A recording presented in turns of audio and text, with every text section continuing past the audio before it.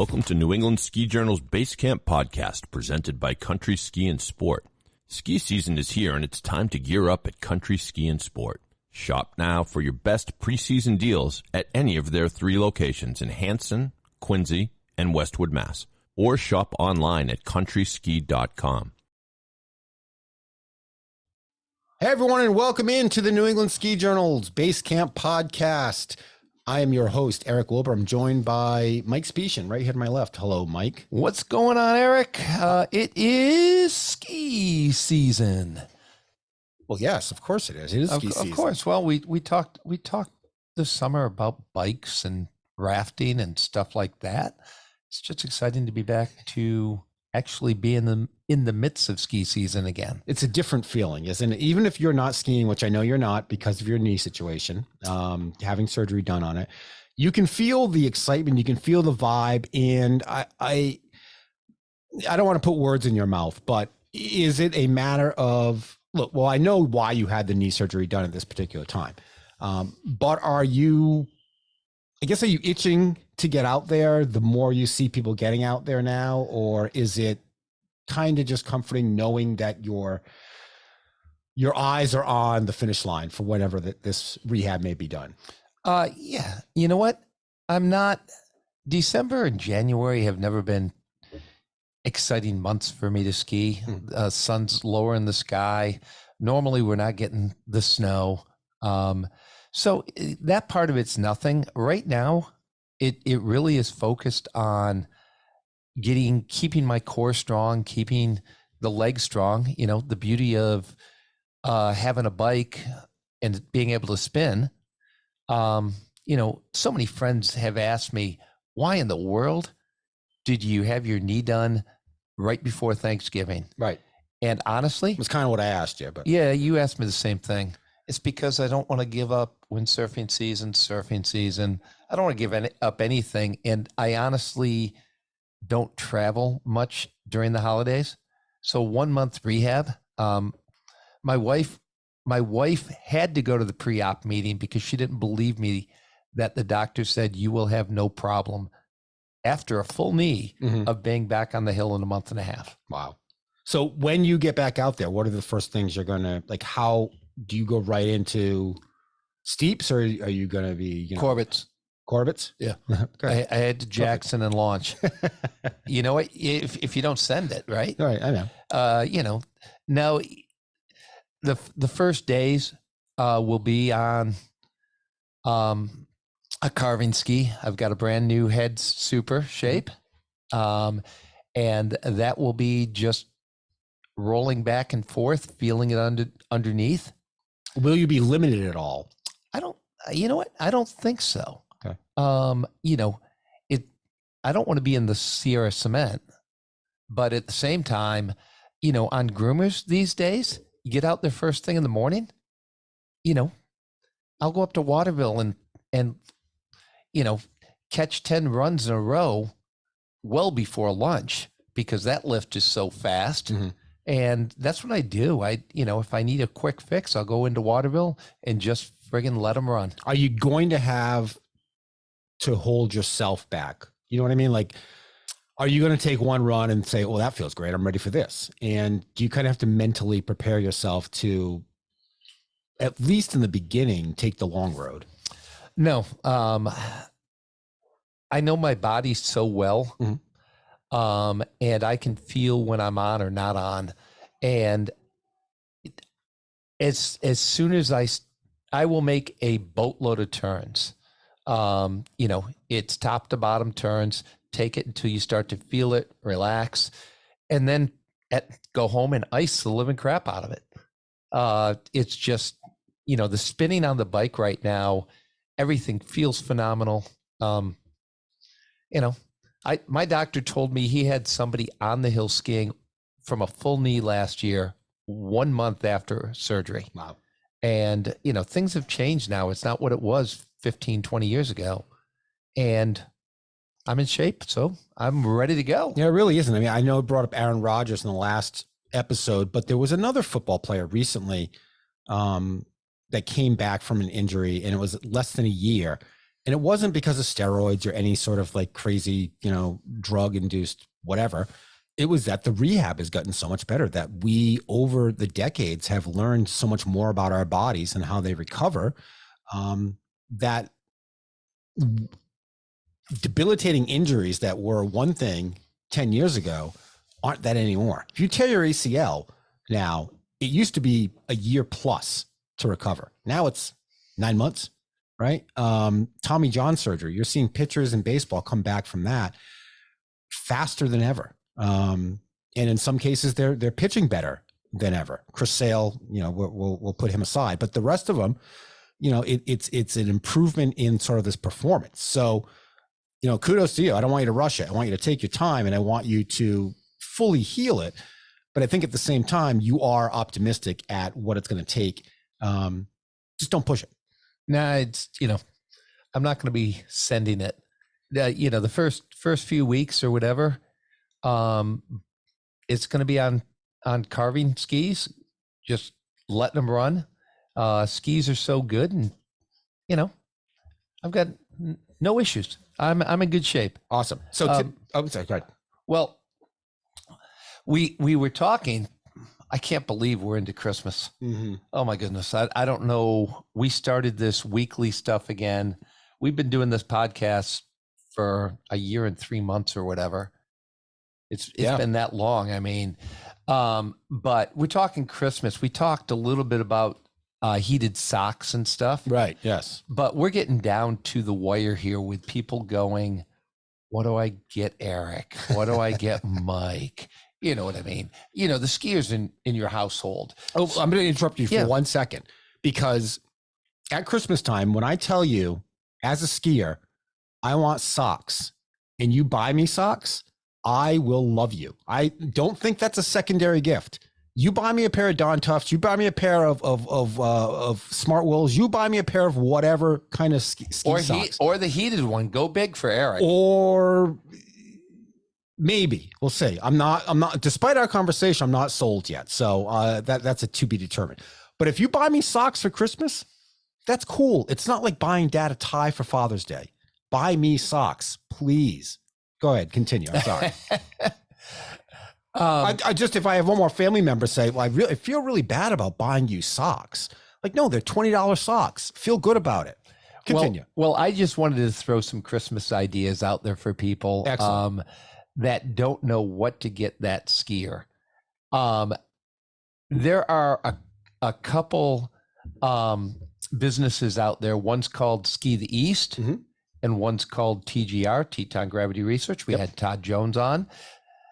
There's all sorts of cool things. So if you have a skier in your family, they love stuff like that. Let me tell you, it's synonymous with skiing.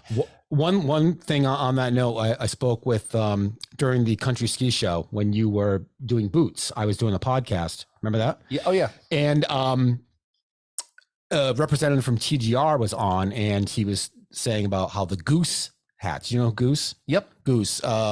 Goose is the new fish, the new Grateful Dead, whatever.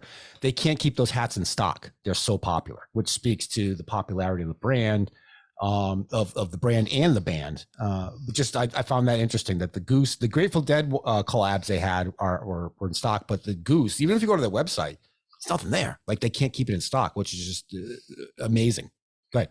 Well, I'm going to add some other stuff on here. Even kids. I remember when I got my son his first piston bully, his only piston bully, the little toy snowcat. Well, check out the New England Ski Museum, because they have all sorts of cool things, gift ideas for the house, but also for that skier. I've always been a big fan. I stop in there, whether it in North Conway or at the original at Cannon. A great spot to see stuff. The other spot you could look at is the U.S. Ski and Snowboard Hall of Fame. Mm-hmm. I've got a bunch of pieces, different things from them in my house, trying to support something really cool. But to any of the listeners looking for last minute gifts, those are two places you can go and find them. They are. And I get the New England Ski Journal, the New England Ski Museum catalog about twice a year. And that's always a fun little thing to peruse. And it's got great gift ideas in there. Anyway, today, who do we have on the show?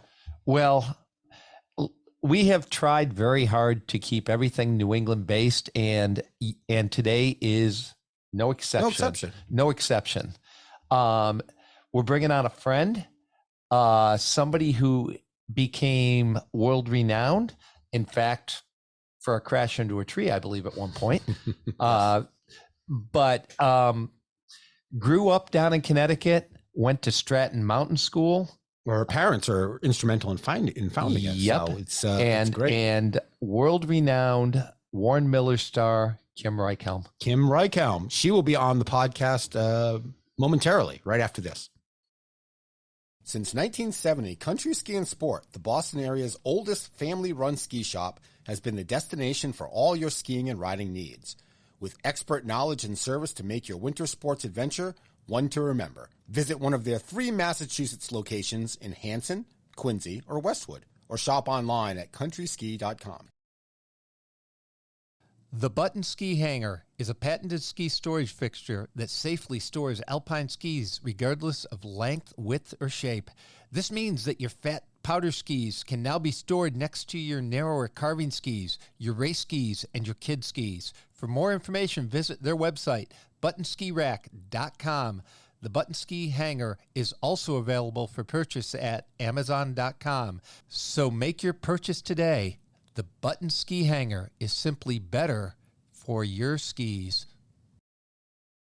At 4,237 feet, Sugarloaf is one of the largest ski areas in the East and second highest peak in the state of Maine, trailing only Mount Katahdin. Boasting over 1,300 acres of open terrain and a vertical drop of nearly 3,000 feet, Sugarloaf offers a wide variety of terrain for all ability levels. A historic winter is ahead with the debut of West Mountain. It's the largest terrain expansion in the Northeast since the late 1970s, adding 12 new beginner and intermediate trails, 88,000 feet of snowmaking pipe, and 246 HKD snowmaking guns. Sugarloaf is a destination not to be missed. Stay slopeside and plan your trip today at sugarloaf.com. Welcome back to the Basecamp Podcast. Joining us on the Zoom line from Baja is noted big mountain skier Kim Reichhelm. And she's going to chat with us about Ski with Kim, about her days as a big mountain skier and everything else. Kim, welcome to the show. Thank you so much. I appreciate you asking me to be a part of it. Oh, Kim, we're excited. We're jealous, of course, right now because we're really not fully skiing at this point. Oops, scratch that. This isn't running right now. Kim, we're really excited to have you join us. I'm personally jealous of you being in Baja surfing, and I'm not. But other than that, welcome aboard. Can you share a little background? You're a New England girl. Tell us some background of where you came from, your background here in New England. Well, I grew up in Connecticut, and when I was 3, my younger brother Todd had just been born. He was a baby, and my older brother Scott was 5. And my father just decided that we were going to be a skiing family and loaded up the car from Connecticut, and we drove up to Vermont.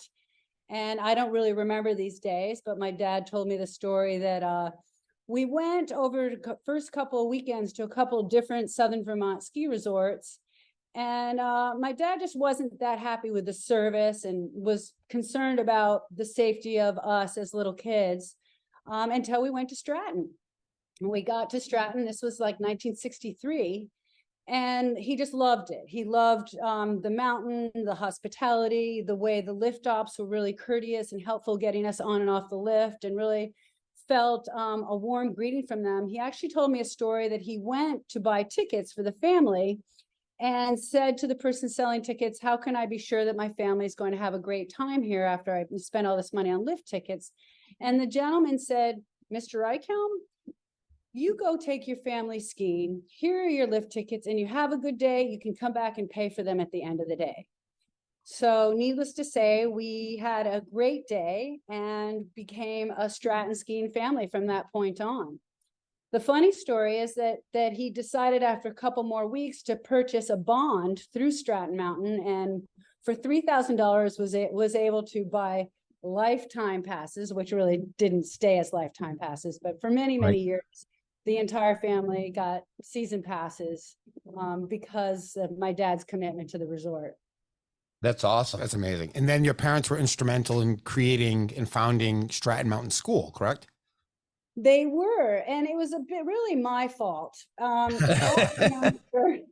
I was always an athlete. I was not great in school. I was very dyslexic and really struggled in the classroom, but I excelled as an athlete. And I was, I won in foursquare. I ruled kickball. I was the first to be picked on a team and the captain. And I really hung my hat on my athleticism. And that's where most of my self-confidence came from. So as a skier, I loved skiing. I loved the independence and the wind in my face and the exhilaration of, skiing's different than any other sport. You have to control gravity and you have to control the speed versus generate it. Nobody has to kick the ball or hit the ball or, you're very independent. And I just loved that part of it. And I remember riding up the chairlift oftentimes and seeing the ski racers and recognizing the ski racers were really the best skiers on the mountain. And I said to one of my parents' friends who was taking me for a ski, and I said, you see those guys? That's the ski team. Those are the best skiers on the mountain. I'm going to be a ski racer someday. And I basically dragged my whole family into ski racing. It started with peewee races that they had every Saturday at Stratton Mountain on the Suntanner Trail. And I signed up to race in a peewee race, and I was hooked from that point on, and slowly became a part of the Stratton Ski Educational Foundation and raced as a 3 and 4 with TD McCormick. And we had just a pack of kids. I mean, we were a tribe. We had so many kids ski racing in the junior league that we had Stratton East and Stratton West. And I just loved it. I loved everything about ski racing, the camaraderie, the team, the coaching, the challenging aspect of it. And it got to a point where my parents just couldn't manage me anymore. I was so possessed by skiing and ski racing and traveling and racing a lot. And my parents were getting tired of driving me to ski races and dealing with not enjoying their own ski experience. And at the time, there were other athletes older than I was that were just making the U.S. ski team. And their parents were starting a tutorial program, discussed it with my parents, and my parents allowed our home at Stratton to be one of the places where the athletes could stay. So when I was 12, I started attending the Stratton Mountain School winter tutorial program, living in my parents' home with a number of other great ski racers, Abby Fisher, Holly Clark, Sarah McNeilis, all East Coast ski racers from the early 70s. And the rest is history. The school grew to be a fully recognized tutorial ski academy, and Stratton Mountain School was born. So, it wasn't just my parents, but definitely a big part of helping get the school off the ground.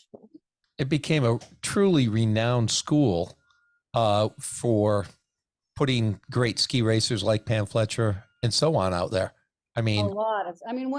My graduating class was 18. At the time, it was the biggest graduating class of Stratton Mountain School, and 8 of us were on the U.S. ski team. Wow. So, yeah. And that was before, cross country and snowboarding and all the other aspects of skiing was even in play. It was just basically ski racing.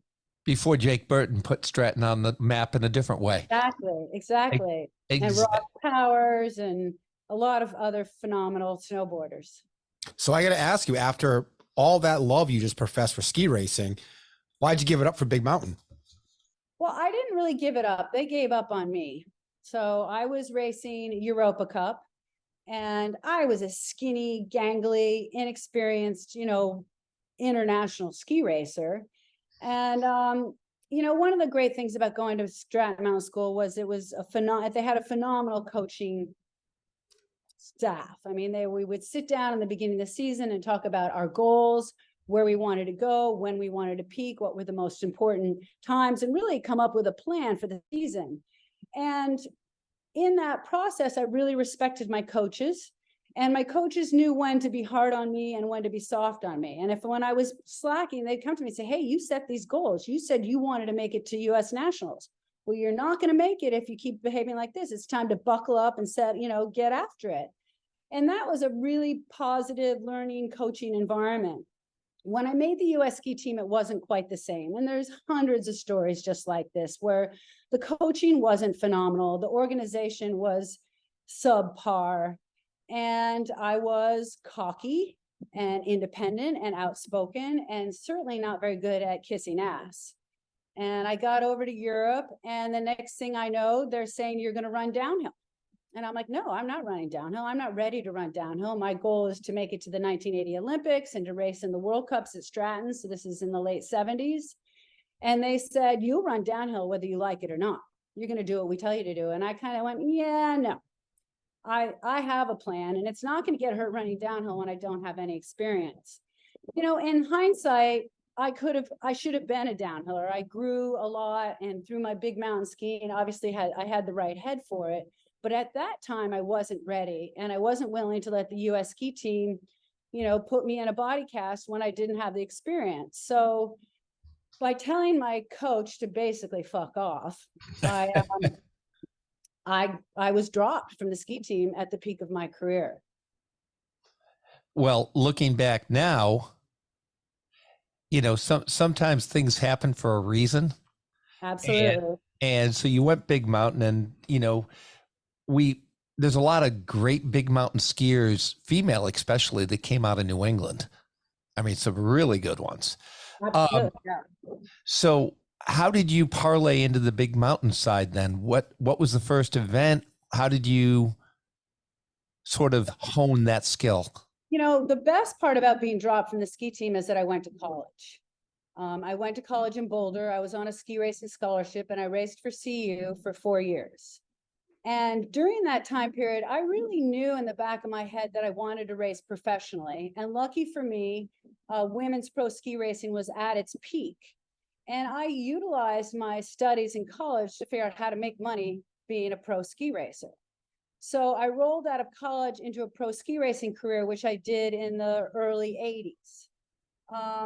And still at that point, big mountain free skiing didn't exist. I think that, the Delorier brothers and the Egans were making some movies. Greg Stump was making some movies back then, but it wasn't really on the map. If you were in a Warren Miller movie or a faceless name that basically skied in a commercial. But after I finished racing professionally, I was working in broadcasting, and I was still traveling on the tour as a reporter and a color analyst for ESPN. And during that time, I all of a sudden realized I didn't have to train anymore. For the first time, I'm riding up a chairlift and looking down at the girls training. I'm like, oh my God, I don't have to train. I don't have to run gates. The first time in probably 25 years. So instead of looking down at the race course, I started looking up at the mountains and looking at the terrain and looking at little nooks and crannies and finding places that nobody else had skied and watching skiers hike ridges. And so it was kind of a natural progression for me to just challenge my own skiing through skiing the whole mountain. And at that time, at one time I was at Squaw Valley, and Bruce Benedict was a friend of mine. He was a photographer, and he had shot a bunch of photos of me when I was putting my portfolio together to race professionally. And he was there with Schmidt and Plake and Hattrip, and they were shooting Blizzard of Oz. And Bruce invited me to go ski with the boys, just to hang out and get a feel for it. And Greg Stump wasn't there, but he wanted to get some footage of me to show Greg what kind of skier I was. So the following year, I shot License to Thrill. And it was from being in License to Thrill that I got invited to go to the first World Extreme Skiing Championships in Alaska, and that was 1991. So it was sort of a natural progression for me. Having not reached my fullest potential as a ski racer, I still had that hunger. I still wanted to just push myself. It wasn't so much that I was looking for notoriety or win any contests. I just love skiing, and I loved pushing myself, and Big Mountain was a great way to do it without all the restrictions of ski racing, the coaching, the politics, a lot of things that I didn't really jive with. The Big Mountain free skiing was independent. They flew you up to the top of a mountain and said, go for it, ski any line you want. And it was just a really fun way to be involved in skiing without the rigmarole that comes with ski racing. Sure. And you go on to become a 2-time world extreme skiing champion. I think I watched over the weekend, excuse me, your appearance on David Letterman was it 91 or 92, I guess? I think it was 1990. So it was before 1990. I won the world. I'm watching that and I'm thinking, first of all, Kim is you were very straightforward at a very young age about what you were doing, even though you had just been thrust on David Letterman, right? It seemed like there was no big eyes, like you seemed fit for the moment. And it was a great conversation because of that. And the other part of it was, I think that Letterman kind of respected what you did, but at the same time was trying to twist this to the audience. Like, okay, here's this woman falling down a mountain. Let's all laugh. How was it to try to explain the extreme big mountain movement to a general audience like that? Especially when you're on something like Letterman. It was definitely challenging. And it was, in the beginning, I didn't have a lot of footage of me skiing in film. So I just gave them license to thrill, thinking that they were going to show some footage of me skiing. And then we were going to talk about the wipeout, and then they were going to show the wipeout. And then I'm standing there with the woman that recruited me, and Letterman has hyped me up all night long. It's George Carlin and Timothy Hutton, and Letterman's going, did you meet the extreme skier? Did you meet the extreme skier? And those two guys, they didn't want to have anything to do with me. I'm like, oh, I'm here to talk about myself, not the extreme skier. So then when he hyped me, I was the last guest, and he said, check this out. And then it's this horrendous fall. And he looks at the camera and goes, that's it? Like, this is what you're showing of this girl? And I'm standing there going, and the studio audience is dead quiet. Mm-hmm. The woman that recruited me goes, shit, it's the wrong clip. And goes racing off to the editing room to yell at the boys, who were probably just laughing their asses off. I'm sure they thought that was the funniest thing ever. I'm standing there going, I'm not going out there. Nothing is happening. And somebody comes up and pushes me and goes, you've got to go out there. I'm like, I'm not going out there. So finally I walk out and I shake David Letterman's hand. And the very first thing I say to him is, that is the worst introduction I've ever had in my life. So I think I might have put him on a little bit of a guard. And I think he sort of agreed that, that was not the best intro. So we started off on a pretty good foot with me being honest with him about, that was awful. And I was embarrassed, it wasn't really what I was looking for to start, something as phenomenal as being on David Letterman. But he did flow into asking some good questions. He was kind of, asked layman's terms. He didn't know what terrain meant, and he thought I was, riding the Metro or something. Yep. But he was funny and interesting and very kind to me. And I had seen Letterman before. He can be pretty tough, especially on female athletes back in those days. Which is why I was so impressed that at such a young age, you were so composed in that chair. So, I mean, it spoke a lot about your personality. Humble, you try you be humble, and we were all good. And even we had a couple of commercials, and we chit-chatted during the commercials, and I think he liked me. And I think that he felt that, I wasn't there to prove to be somebody that I wasn't. And, I did eat a big old humble pie before I walked out there. So it was we complimented one another in that. Nice. That's awesome. So we have had on, Mike Hattrup, Glenn Plake, Eric Delorier, John Egan. I mean, these are all guys that really created a movie scene out there through Warren Miller or Stump or whoever. But we've also had Lynn Weiland and Noelle Lyons and you on. What was the difference back then? Because women never got the same shake as men originally in the skiing world. How did you guys break that barrier? Because all of you broke it. I think for me, when I went to the first Worlds in Alaska, there was only 3 women. And I didn't even think I was going to get a trophy. Like, we weren't run in a separate group. We were mixed in the guys. And in 1991 in Valdez, that event was more like a festival. Mm-hmm. We were all on the same playing field. We were all a little bit out of our element. We were skiing terrain we had never skied before. We were all a little bit nervous. I know that for me, I had never worn a beacon or been in a helicopter. So again, similar to the Letterman thing, I was humble.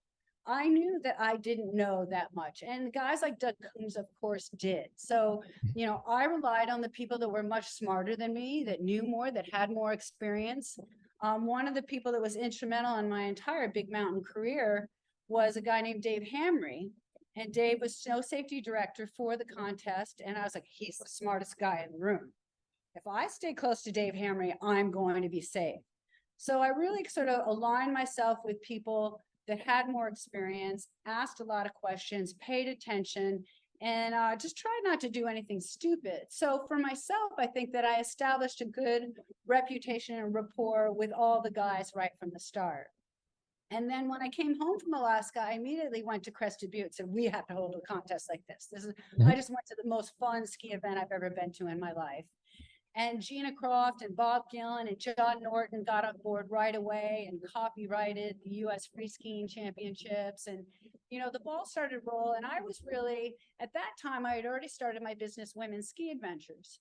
And I recruited Noelle, and I recruited every single girl I could find that was a good skier, that was off the U.S. ski team or had great ski background, to be a part of this event. And again, it wasn't like us against them. It was like, this is a festival. This is a way to express your passion for skiing in a way that you've never done before. And, I was high from that first year for 3 months. That's all I could talk about was skiing in Alaska. So I think that we all knew, and it did change. It got more competitive as we got more women. Unfortunately, in a judged contest, it can be a little bit catty. Sometimes, when you don't win, but you think you should win, you think you were robbed for some reason or another. And I always really try to, remind people of why we were there and what we were doing, and that it was, for the joy and the passion of skiing and being safe and looking out for one another and not necessarily winning a trophy.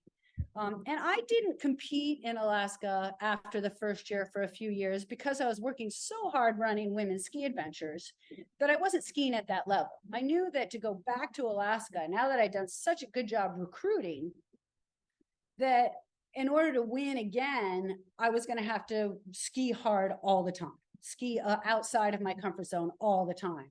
And I just wasn't doing that. I was skiing with a bunch of intermediate women in ski resorts.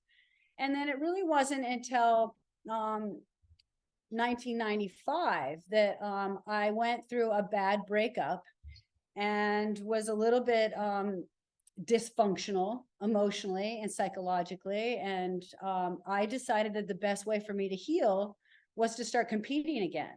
So I hired a young couple to help me run my business. And I just started training really hard, just working out all the time and skiing really hard. And I went to Alta every chance I had and just skied runs blind, top to bottom, and focused on, getting back to that level. And I knew, because I had judged the contest for the last 3 years, I knew what level I was going to have to ski at to beat the girls that had now been competing since the beginning. So I think that the combination of running my business, Women's Ski Adventures, and dealing with people that deal with fear all the time and insecurities, and taking my knowledge and experience in Alaska and ski racing and building confidence with other skiers helped me be really compassionate towards other skiers as well. And although, I wanted to win and I wanted to ski at the highest level, it wasn't what was most important to me. What was most important was the camaraderie and encouraging other people and being there for everybody in the contest. And I think that helped all of us. I think it helped the girls unite and be there for one another and be proud of what we were doing, and not so much about, the trophy at the end of the day. How do you choose some of the locations for your guided ski? For your guided ski, let me start that over. How do you choose some of the locations your guided skiing adventures goes to each year? It's funny. I go where I want to go. I go where I like that. The best skiing is for that time of year. I lived in Crested Butte for a long time and would start my season in Crested Butte. Now I live in Aspen and I start my season in Aspen. I think Colorado and Utah are the best places to start the ski season because the snow is so dry and the weather is nice, and it's just a great place to get things going.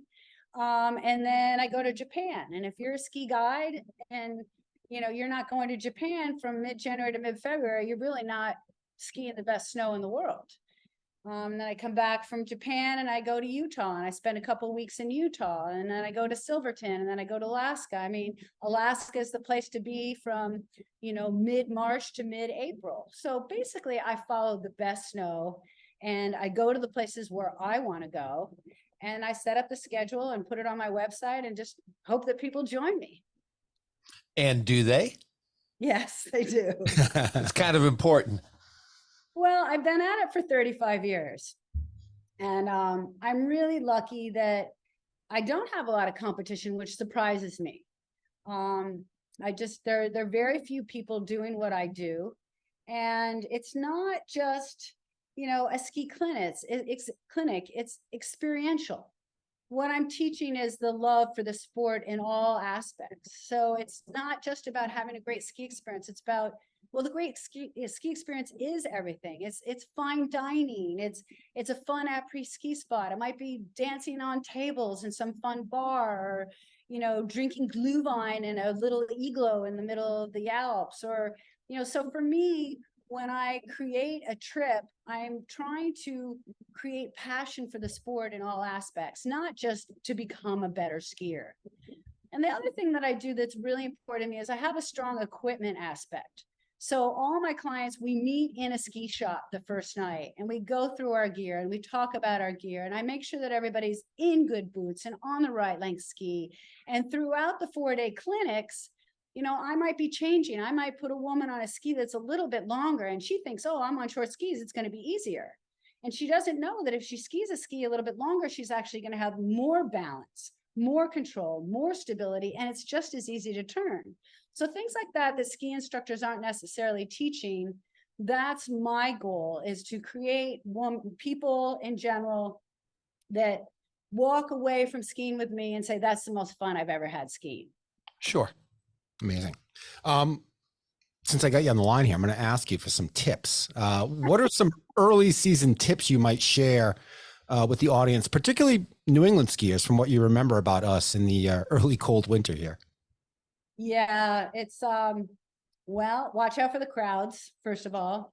I know people that have gotten hurt early season when you're skiing on what we call the white ribbon of death. Yes. Oh, this, you know what? Eric talks about it all the time. It's not a big fan of the white ribbon of death. I like my skiing in March, not in November. Thank you. Yeah, it is. It's dangerous. So when you first go out, if you're going to ski early season, slow it down. Ski on narrower skis, ski on shorter skis, just get your feet underneath you and don't try to set any big records right from the beginning, especially when there's no place to escape. If it's just a path of man-made snow and you've got trees and snowmaking and hazards all over the mountain, just slow it down. And then, it's always good to take a lesson or even a half day where somebody can give you maybe 3 things to work on. Balance, stance, looking ahead, pole plants, some basic things so that when you're out there, you have skills to focus on. And then you build those skills, you build it through repetition. And then as we get more snow, you can go to a little bit wider ski, a little bit longer ski, start skiing a little bit faster, but your basics are already set. I mean, even at Stratton Mountain School, we did that. We did drills. We skied on our uphill ski. We skied on one ski. We did hop turns. We did skid turns. We did pivot turns. You do all these different things on your skis to build balance, coordination, timing, build your overall confidence in the connection between your legs and your feet and your boots and your skis. So then when it starts snowing and we have great conditions and you can let it go, you've got all those things in place. With that being said, mentally speaking, how do you teach your clients to get over those mental hurdles that might be in front of them? Maybe it's fear of that steep head wall. What do you teach your clients? How do you teach them to get over it?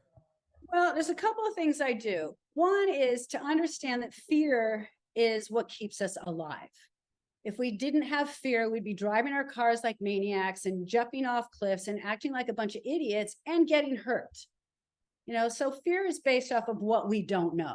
I don't know if I can ski that steep terrain. I'm not sure I'm good enough. Well, you don't just say, just go for it. You got to bring it back. You got to make sure that that person has the skills to ski it so that they have the confidence. And women are very different than men. I mean, you guys, you have testosterone. You have the ability to just throw caution to the wind and tear down anything. And as you get older, your testosterone starts to drop and you start getting actually a little bit more sensible and a little bit more careful. But when you're a little boy and you break your arm riding a bicycle, you're like, look, I broke my arm, like it's a badge of honor. And women aren't like that. Women are much more careful. We're much more cautious. We are the reproducers. We are the people that have to take care of it. My female clients are always worried about getting hurt.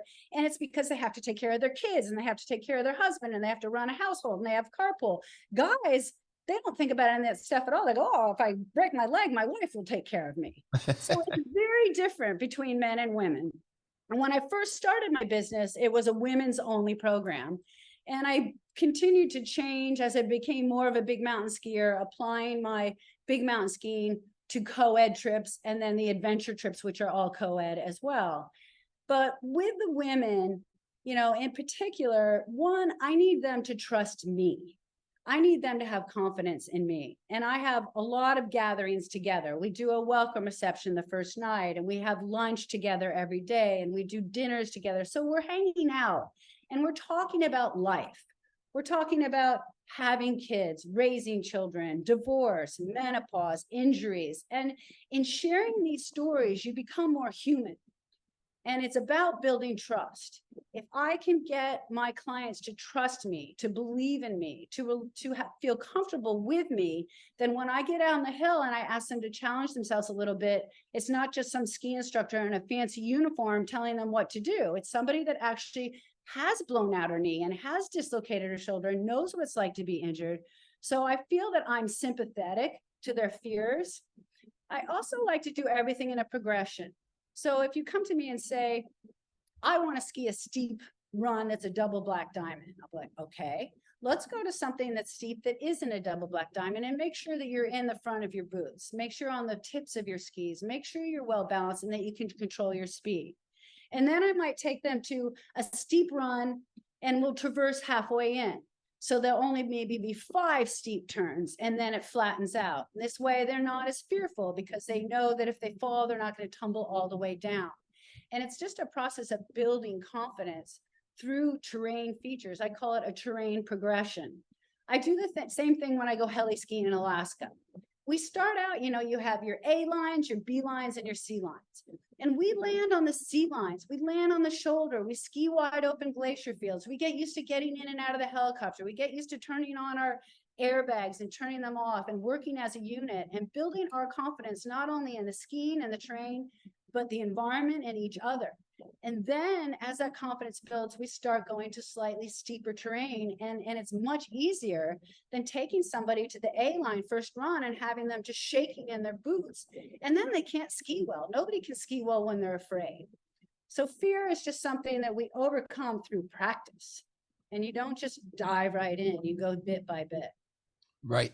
Amazing. So I want to get the audience to be a little jealous of you, a little more jealous. You split your time between a little place called Aspen and a little place called Baja. Like, can you explain how you split the year between those two locales and how ridiculously awesome that is? Well, let's start by saying I didn't have children. So I do have a lot of ability to live more as a free spirit and not the responsibilities that come with having a family. I tried to have a family. I failed miserably. And once I got to the point when I was 40 and I realized I wasn't going to be a mom, I did decide to kind of step it up in my skiing, step it up in my business, and be more adventurous in traveling to places and experiencing new things. I discovered Baja in the 80s and I just fell in love with it. I love the climate. I'm on the East Cape of the Baja, so all the way down in the southeastern tip of the Baja. It would be called the Cabo area, but my home is off the grid. I live on 100% solar power. I have a backup generator. My water is delivered in a truck that takes 2 hours to get here. And I'm here when the season ends in April. and I stay until the end of July when hurricane season starts. And then I throw out my storm shutters and I go to Chile. And I spend the month of August skiing in Chile, where I take clients as well. And usually I go to Portillo, but I travel around as well. Sometimes I go to Argentina. I do a little bit of heli skiing in Chile and Argentina as well.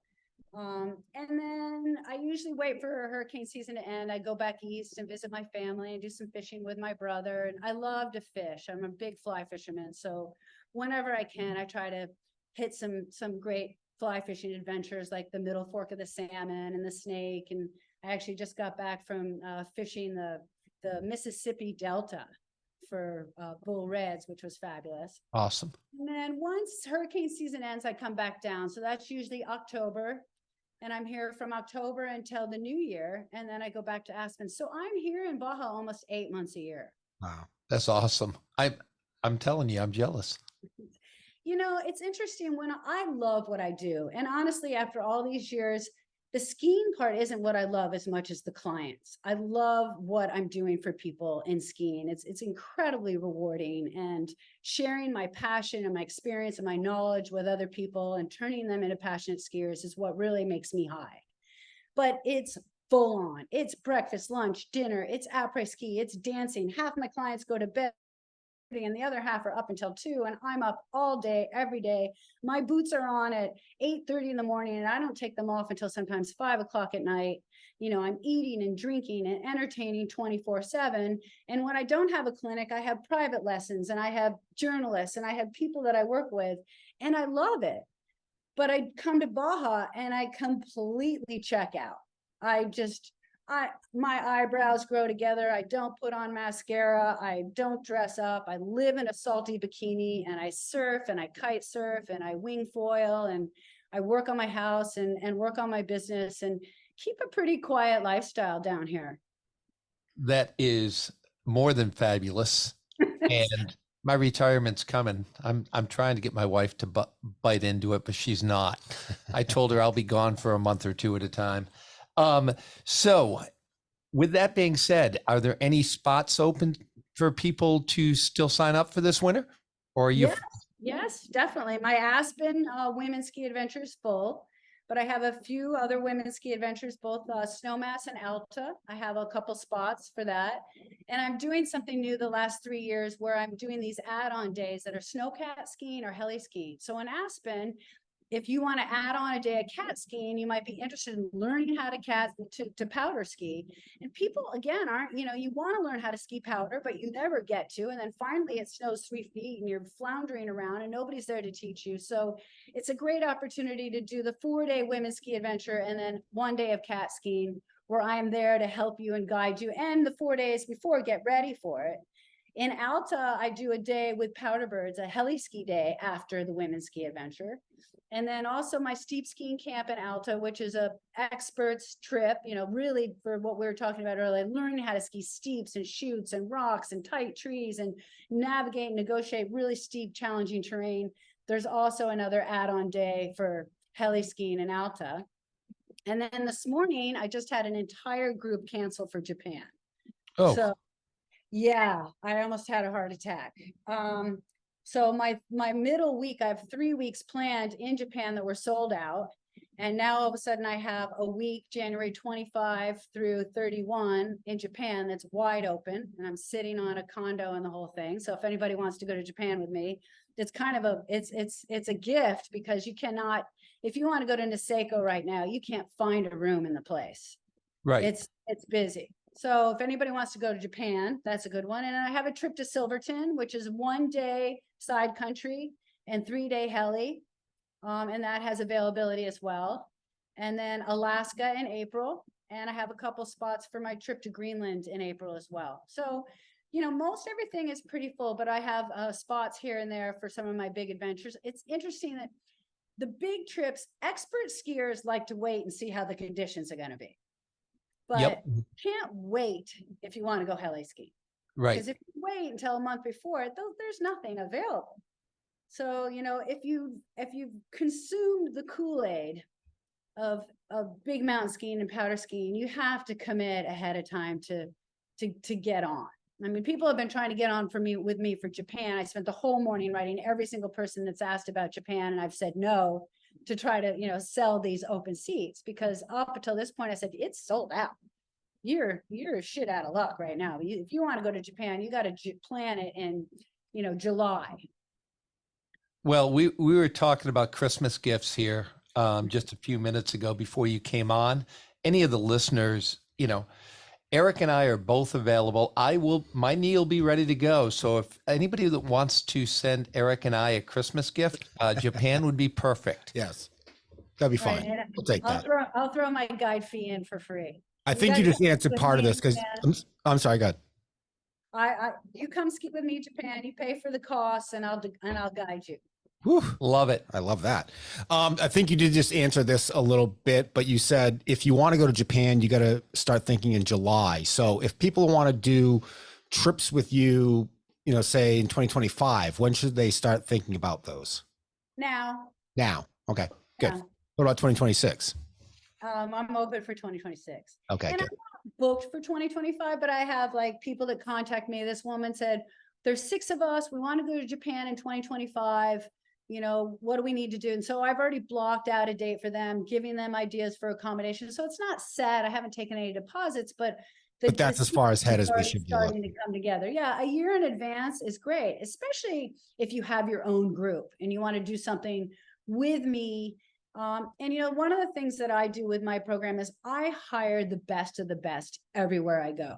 I know I don't know everything. I know I'm from a snow safety standpoint or some of the avalanche mitigation.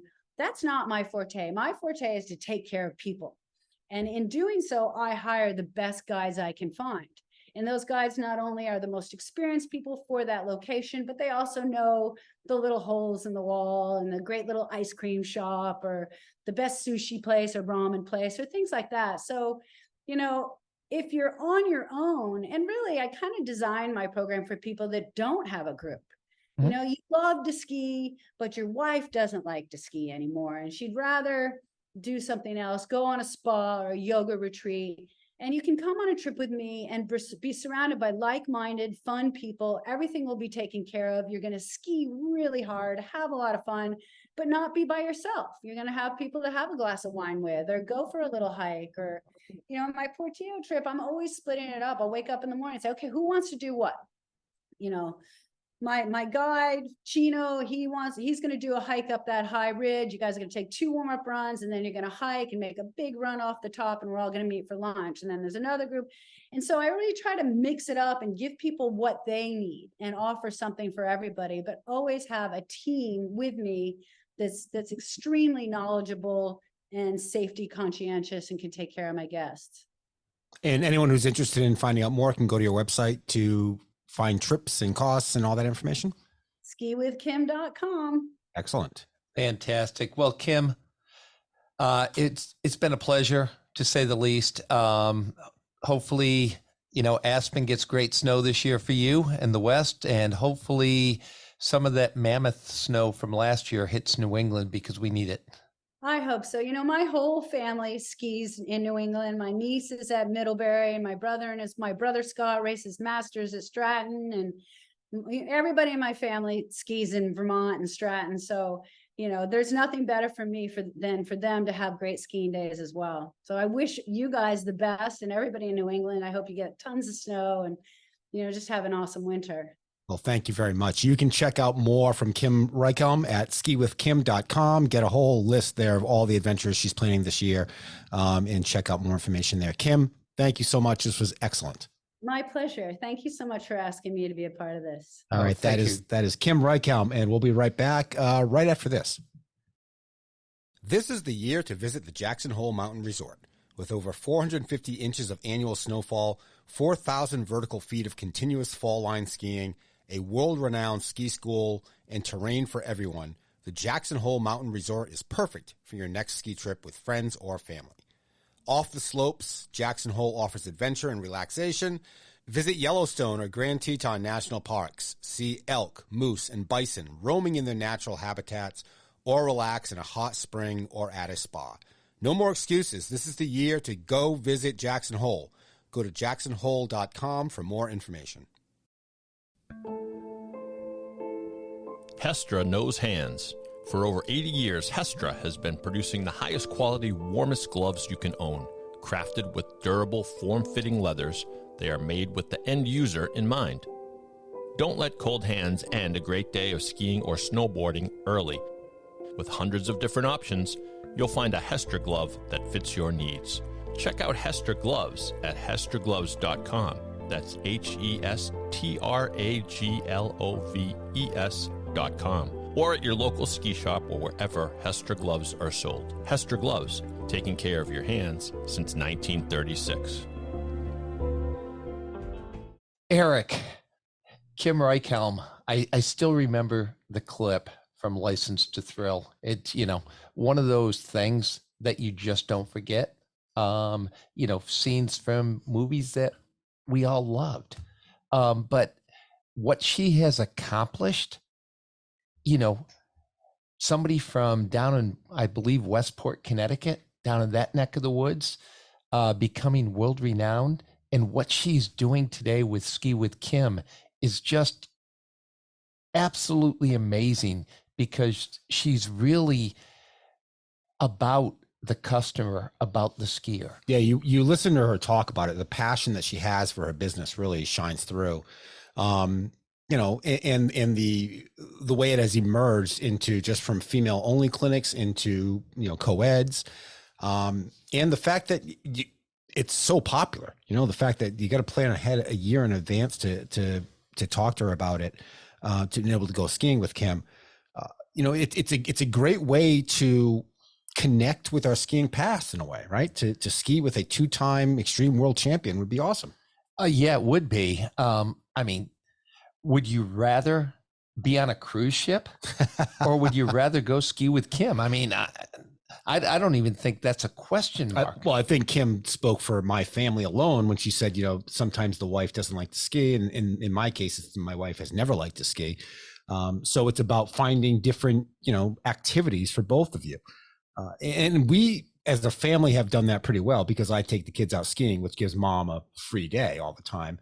But it's true. Like, if you're preparing a trip away and one of you doesn't ski as much, there's got to be something to, there's got to be some sort of attraction for the whole kit and caboodle, not just the time you spend skiing down the mountain. Yes. It's got to be a family affair. And guess what? If the powder day, when I want a big powder day, maybe my wife doesn't like powder. Right. What are you going to do? Right. I still need my fix. She needs her spa time or whatever.